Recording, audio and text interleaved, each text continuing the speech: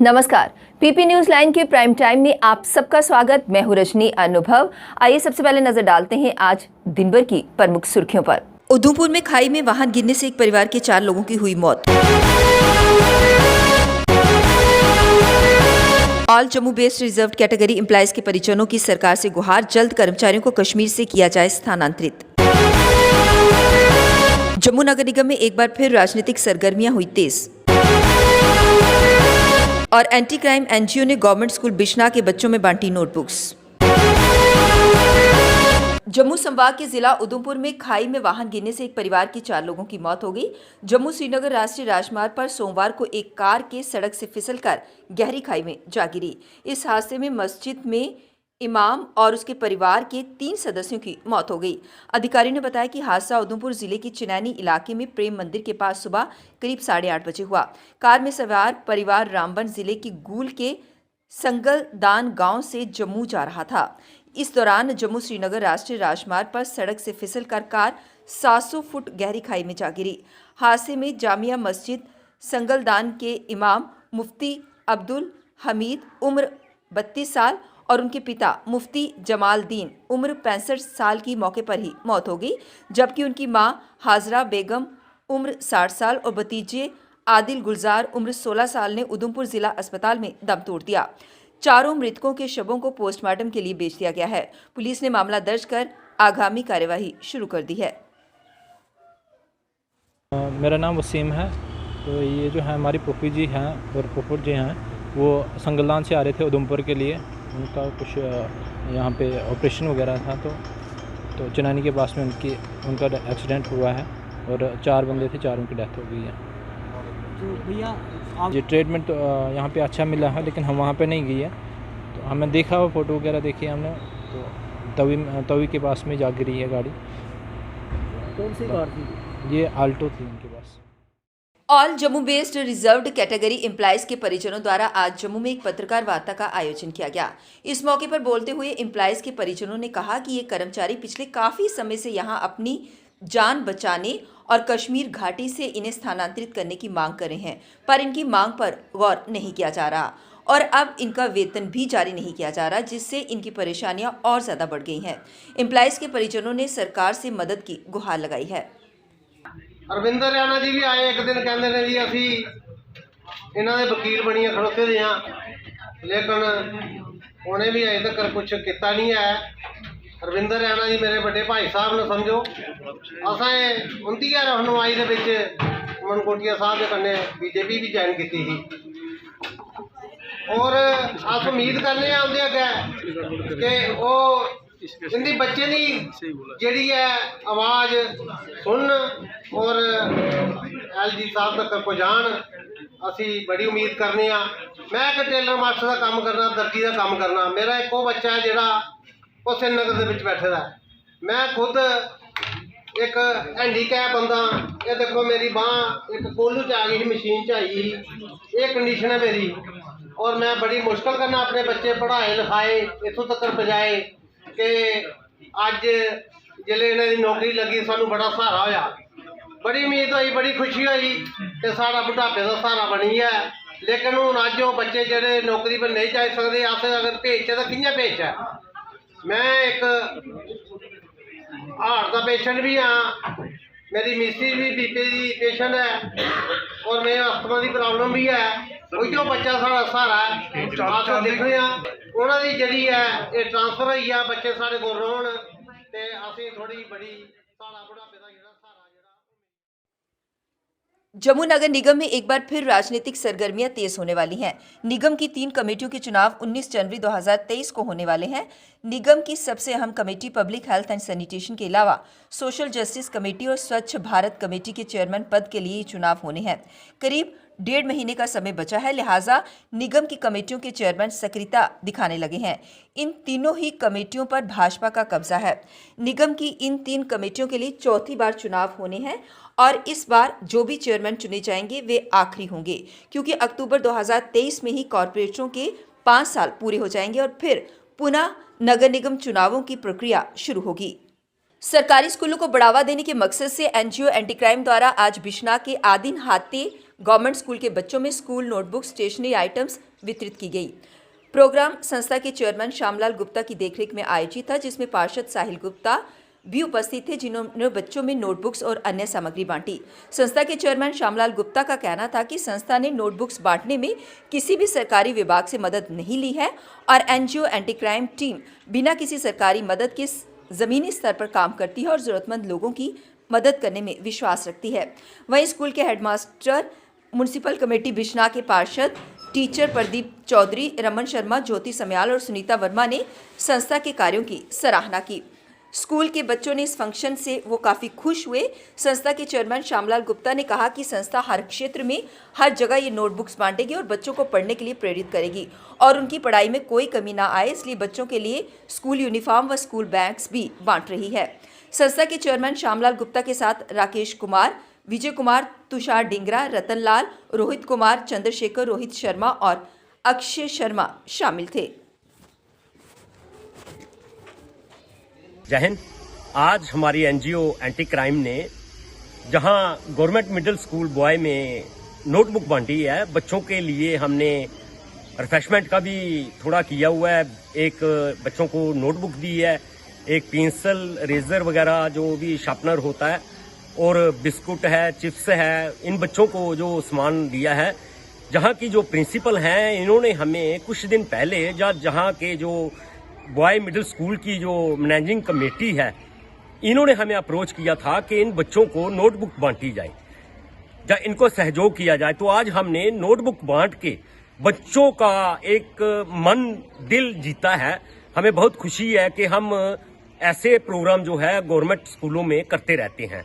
तो मैं सभी पेरेंट्स के आगे अपील करता हूं कि जहां का जो अच्छा स्टाफ है, अच्छे पढ़े लिखे टीचर हैं, जो वेल एजुकेटेड हैं, अच्छी शिक्षा दे रहे हैं बच्चों को, मैं सभी पेरेंट्स से अपील करता हूं कि अपने बच्चों को सरकारी स्कूलों में दाखिल कराएं, जो प्राइवेट स्कूलों में नहीं अफोर्ड कर सकते। तो ये मेरी हमेशा कोशिश रही है कि सरकारी स्कूलों को बढ़ावा दिया जाए। तो मैं जहां पर जो मैनेजिंग कमेटी है उनका भी शुक्रिया अदा करता हूं, और जहां पर आए हुए एनजीओ एंटी क्राइम टीम के जो वॉलंटियर हैं, मैं उनका भी शुक्रिया अदा करता हूं, जो हमें समय समय पर कोऑपरेट करते हैं। जम्मू कश्मीर में अब डाटा हैक करना आसान नहीं होगा। प्रदेश सरकार ने साइबर सुरक्षा नीति बनाने के साथ ये सुनिश्चित किया कि किसी भी स्थिति में कोई डाटा हैक ना कर पाए। इसके लिए डाटा एक्सचेंज हाईवे बनेगा। इसके जरिए डाटा को सुरक्षित किया जाएगा। इससे ये भी सुनिश्चित होगा कि कोई एक डाटा दूसरी जगह गलत तरीके से इस्तेमाल ना कर सके। सरकार से जुड़े उच्च पदस्थ सूत्रों ने बताया कि नई साइबर नीति में सुरक्षा हाइजीन का खास ख्याल रखा गया है। एक डाटा एक्सचेंज हाईवे बनेगा, जिससे सभी विभाग और इकाइयों को वर्चुअली जोड़ दिया जाएगा। सभी विभागों के पास सर्टिफाइड डाटा होगा जो हाईवे से जुड़ेगा। विभागों की जिम्मेदारी तय की जाएगी। यदि डाटा हैक हुआ तो संबंधित विभाग जवाबदेह होंगे। कश्मीर में पारा शून्य से नीचे गिरने के साथ ही श्रीनगर में इस मौसम में अब तक की सबसे सर्द रात दर्ज की गई। शहर में शनिवार रात को न्यूनतम तापमान 0 से 2.1 डिग्री सेल्सियस नीचे दर्ज किया गया, जो इस मौसम में अभी तक सबसे कम है। रात का तापमान इस मौसम के लिए सामान्य से 1.2 डिग्री नीचे दर्ज किया गया।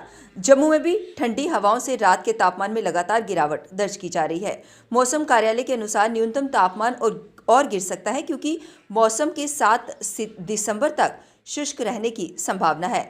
दक्षिण कश्मीर में वार्षिक अमरनाथ यात्रा के आधार पर शिविर में से एक पहलगाम पर्यटक रिजॉर्ट में तापमान 0 से 3.4 डिग्री सेल्सियस नीचे रहा और ये घाटी में सबसे ठंडा स्थान रहा। उत्तर कश्मीर के बारामूला जिले में मशहूर स्की रिजॉर्ट गुलमर्ग में पारा 0 से 1 डिग्री सेल्सियस नीचे दर्ज किया गया। Gujjar Bakarwal joint action committee ने अपनी मांगों को लेकर केंद्रीय गृह मंत्री अमित शाह से मुलाकात की। इस बात की जानकारी आज जम्मू में एक पत्रकार वार्ता कर आयोजन कर दी गई। इस दौरान बताया गया कि ये मुलाकात अच्छे माहौल में हुई और अमित शाह ने उन्हें उनकी मांगों को पूरा करने का आश्वासन दिया। की तरफ से ये एश्योरेंस मिली कि आपके कोटे के अंदर दूसरी किसी कम्युनिटी को ऐड नहीं किया जाएगा, जो हमारा शुरू से ही शोर था, नंबर 1। और नंबर 2 ये कि जनाब हमने जब कहा कि आप कैसे उसका तहफ़्फ़ुज़ करेंगे, तो उन्होंने कहा हम एक कानून लेके आ रहे हैं पार्लियामेंट के अंदर, जिस कानून में ये होगा कि स्टेट कोटा जो है हमारा, जो ऑलरेडी एग्जिस्टिंग हमारे ट्राइब्स हैं, जैसे गुजर है, बकरवाल है, गद्दी, सिपी, बाल्टी हैं, तो ये सारे लोगों का जो शेड्यूल ये है कोटा ये बचा रहेगा। और पहाड़ी प्लस गद्दा ब्राह्मण, कोली या जितनी नई कम्युनिटीज को ऐड किया जा रहा है शेड्यूल ट्राइब के अंदर, उनके लिए अलग से प्रोविजन होगा, अलग से कोटा होगा। तो ये तो एक चीज हो गई। अब इस पे लीगल पोजीशन क्या है वो plus further course of action क्या होगा वो फिलहाल हम आगे अपनी कम्युनिटी से बैठ के बात करके कम्युनिटी के जो बाकी स्टेक होल्डर्स हैं पूरी स्टेट के अंदर, जिन्होंने हमारा साथ दिया पैदल मार्च में, जिन्होंने नहीं भी दिया, जो जम्मू के अंदर अपने अपने लेवल पे काम करते रहे, उन सब से मिलकर हम बात करेंगे और उसके बाद जो फर्दर कोर्स ऑफ एक्शन होगा वो बता। अपनी पार्टी अध्यक्ष सैयद मोहम्मद अल्ताफ बुखारी 3 दिवसीय दौरे के लिए नॉर्थ कश्मीर उड़ी पहुंचे, जहां पर लोगों ने उनका तहे दिल से स्वागत किया और उनका और उनके कार्यकर्ताओं का बॉर्डर एरिया में आने के लिए शुक्रिया अदा किया। 96 में 2/3 अक्सरियत से नेशनल कॉन्फ्रेंस ने हुकूमत बनाई, एक रेजोल्यूशन किया ऑटोनॉमी का। जब दिल्ली वो रेजोल्यूशन गया, रद्दी की टोकरी में डाला गया। क्यों? क्योंकि इख्तियार ही नहीं है, इस असेंबली के पास इख्तियार ही नहीं था। अगर होता तो ये क्या मजाल है कि जो आईन हिंद में इख्तियार होता स्टेट के पास तो वो ना होता। ये धोखाबाजी थी। इसी तरह आज एक धोखाबाजी की जाती है। सब कल हुकूमत में आएंगे 370 सूद समेत वापस लाएंगे। पहले तो मुझे ये पता नहीं ये सूद क्या है और कहाँ क्या है। अगर मुसलमान हो तो मुसलमान के लिए सूद तो वैसे ही हराम है, तो हम सूद की बात तो उस कंटेस्ट में लेते नहीं है। लेकिन ये बताएं हमें सूद समेत क्या लाओगे? तुम लोगों ने ही तो दिया, जो कुछ दिया हिंदुस्तान को।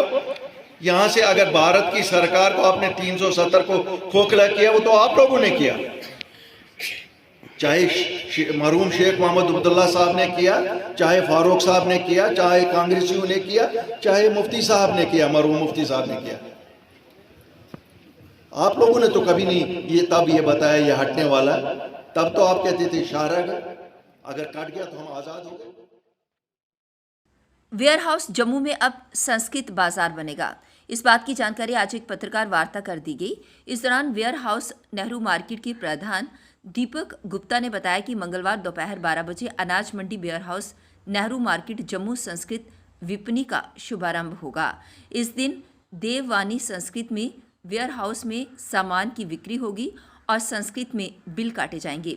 उन्होंने बताया कि यह कार्यक्रम देववानी संस्कृत के विद्वान स्वर्गीय डॉक्टर उत्तम चंद शास्त्री पाठक जन्म शताब्दी समारोह के अंतर्गत warehouse Nehru market Jammu, Chura Mandi Sanskrit संस्थान बसोली, श्री कैलख ज्योतिष एवं वैदिक संस्थान ट्रस्ट जम्मू कश्मीर व अन्य संस्थानों के साथ मिलकर आयोजित किया जा रहा है। उन्होंने इससे जुड़ी अन्य जानकारी भी साझा की। और संस्कृत भाषा का जो है उपयोग जो है आप अपने घरों में करें और बच्चों को सिखाएं ताकि वो वेद का जानकारी दें और रामायण और महाभारत की भी इसके जानकारी लगे। मैं अब चाहूंगा रोहित शास्त्री जी वो बात करेंगे। झा साहब जी बात करेंगे। जी, ये बहुत ही स्वागत योग्य कदम है व्यापार संघ का, वेयर हाउस का।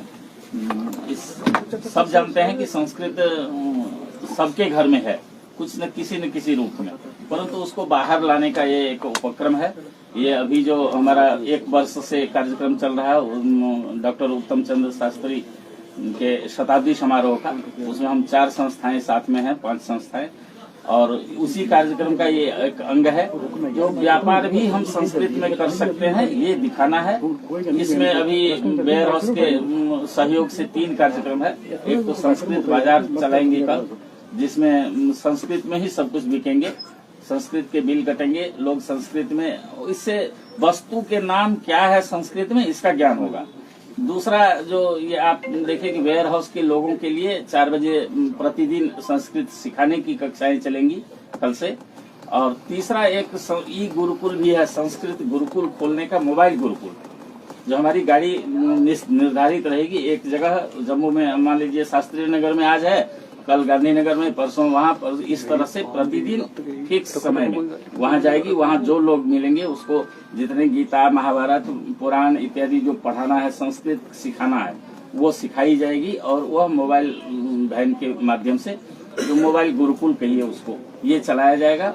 और इससे हमारी धर्म संस्कृति जो है, क्योंकि भारत जो है वो संस्कृति ही महान है, और उस संस्कृति को लोगों तक पहुँचाना ये भी उद्देश्य है। क्योंकि हमारे जो विद्वान थे उत्तम चंद शास्त्री जी, वो संस्कृत के लिए बहुत कार्य किए और उनके कार्यों को तभी सफलता मिलेगी जब जम्मू कश्मीर में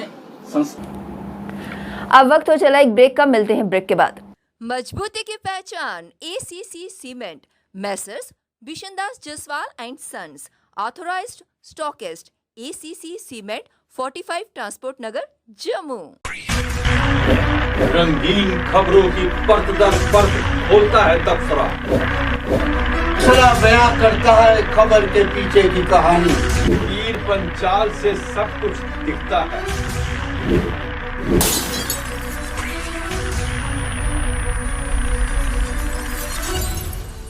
ब्रेक के बाद बढ़ते हैं अगली बड़ी खबर की तरफ। जम्मू कश्मीर की सियासत में पहली बार वाल्मीकि समुदाय और पश्चिमी पाकिस्तान में अपना सब कुछ लुटाकर आए विस्थापितों की पहली बार आवाज गूंजेगी। नई मतदाता सूची के प्रकाशन के साथ ही उनका राजनीतिक वनवास खत्म होना तय हो गया है। ये लोग अब न सिर्फ मतदान कर पसंद का प्रतिनिधि चुन पाएंगे बल्कि चुनाव भी लड़ सकते हैं। जम्मू संभाग में इन दोनों समुदाय के 1.25 लाख मतदाता हैं। इनमें अधिकतर जम्मू और सांबा जिले में बसे हुए हैं। 5 अगस्त 2019 से पहले के जम्मू कश्मीर राज्य में 2 मतदाता सूचियां बनती थी। एक सूची विधानसभा चुनावों के लिए होती थी और दूसरी संसदीय चुनावों के लिए। विधानसभा की मतदाता सूची में सिर्फ जम्मू कश्मीर के मूल निवासी, जिन्हें स्टेट सब्जेक्ट या स्थायी नागरिक कहा जाता था, ही बतौर पंजीकृत होते थे और वही वोट डाल सकते थे। संसदीय चुनावों में अन्य राज्यों के जम्मू कश्मीर में रहने वाले नागरिक भी संबंधित नियमों के मुताबिक अपने मताधिकार का प्रयोग कर सकते हैं। जम्मू कश्मीर में अब डेंगू के मामले आना बहुत कम हो गए हैं। रविवार को सिर्फ 22 मामले ही आए, ये एक महीने में सबसे कम है। इसके साथ ही अब तक डेंगू से पीड़ित होने वाले मरीजों की संख्या 7,338 हो गई है। स्टेट मलेरिया विभाग से मिली जानकारी के अनुसार रविवार को आए मामलों में 7 बच्चे और 3 महिलाएं शामिल हैं। जम्मू जिले में सबसे अधिक 13 मामले आए, जबकि उधमपुर में 3 मामले आए। इसके अतिरिक्त सांबा, कठुआ, रियासी, रामबन, किश्तवाड़ और कश्मीर में एक मामला है। अभी तक जम्मू कश्मीर में आए कुल मामलों में 5,435 जम्मू जिले में, जबकि सांबा में 321, कठुआ में 162, उधमपुर में 815, रियासी में 117, राजौरी में 104, पुंछ में 39, डोडा में 237, रामबन में 50, किश्तवाड़ में 27 और कश्मीर में 14 मामले आए। अन्य प्रदेशों से 17 मामले सामने आए। पाकिस्तान में मौजूद आतंकी संगठनों ने जम्मू संभाग में आतंकी गतिविधियां बढ़ा दी हैं। खासकर आईईडी से हमले की लगातार साजिशें बढ़ रही हैं। पिछले साल की तुलना में जम्मू संभाग में 3 गुना अधिक आईईडी हमलों की कोशिश हुई। इस साल अब तक जम्मू संभाग के सभी जिलों में आईईडी से हमले करने या फिर आतंकियों के लिए हथियार पहुंचाने के 60 से ज्यादा मामले सामने आ चुके हैं, जो पिछले साल की तुलना में 3 गुना ज्यादा हैं। जम्मू संभाग में अतिरिक्त इलाकों से लेकर सरहद तक सीमा पार से बड़े स्तर पर आईईडी भेजकर या लगाकर हमले के प्रयास लगातार हो रहे हैं। बेशक सीमा पार से साजिशें तेज की गई हैं, लेकिन खुफिया एजेंसियों की सटीक जानकारी और पुलिस एवं अन्य एजेंसियों की तत्काल कार्यवाही से साजिशों को नाकाम भी किया गया है। पुलिस और अन्य एजेंसियों ने मिलकर इस साल अब तक पूरे जम्मू संभाग में करीब 40 आईईडी बरामद की, जिससे बड़े हमलों को टाला गया। पीपल्स डेमोक्रेटिक पार्टी के अध्यक्ष और पूर्व मुख्यमंत्री महबूबा मुफ्ती ने रविवार को एक बार फिर अनुच्छेद 370 का रोना रोते हुए कहा कि 5 अगस्त 2019 को जो कुछ भी भाजपा ने हमसे छीना है, पीडीपी उसे सूद समेत वापस लेगी। श्रीनगर में शेर कश्मीर म्युनिसिपल पार्क में पीडीपी की युवा इकाई के सम्मेलन को संबोधित करते हुए महबूबा मुफ्ती ने कहा कि कश्मीर को भारत के साथ इसके संविधान ने जोड़ रखा था, लेकिन भाजपा ने इसे नष्ट कर दिया है। ये हिंदुस्तान सिर्फ भाजपा का नहीं है। महबूबा मुफ्ती ने कहा कि कश्मीर मसले को हल करना ही होगा और जब तक इसे हल नहीं किया जाएगा तब तक आप चाहे जितनी मर्जी फौज कश्मीर में भेजें, यहाँ कुछ हासिल नहीं होगा, यहाँ शांति नहीं होगी। 5 अगस्त 2019 के बाद आज पहली बार कश्मीर में पीडीपी की युवा इकाई का कोई सार्वजनिक तौर पर सम्मेलन हुआ है, जिसमें पार्टी प्रमुख महबूबा मुफ्ती शामिल हुई हैं। पीपी न्यूज लाइन के प्राइम टाइम के आज के इस अंक में बस इतना ही। मुझे और मेरी पूरी टीम को दीजिए इजाजत और आप देखते रहिए पीपी न्यूज लाइन। नमस्कार। जम्मू में आई टेस्टिंग की साइंटिफिक और मॉडर्न टेक्नोलॉजी के लिए हमेशा याद रखें जेम ऑप्टिशियंस, जहां पर रखा जाता है आपकी हर जरूरत का ख्याल। Gem opticians with the facility of eye exercise, A scan, biometry, pachymetry और ऑटोमेटेड फील्ड एनालाइजर। और हाँ, हमारे यहाँ बढ़िया क्वालिटी के ब्रांडेड स्पेक्टिकल्स, सनग्लासेस और कॉन्टेक्ट लेंसेज मिलते हैं। आप आपका भरोसेमंद एक ही नाम, Gem Opticians Gandhinagar, Gem Opticians Nai Basti, Gem Opticians Amphalla, Gem Opticians Trikuta नगर।